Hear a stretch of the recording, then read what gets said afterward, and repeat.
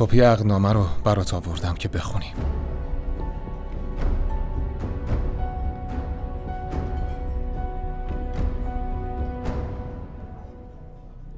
تو که اطلاع داشتی سنم داره ازدواج میکنه، پس چرا ساکت موندی؟ چرا رفتی با زهرا ازدواج کردی؟ متاسفانه راهی نداشتم.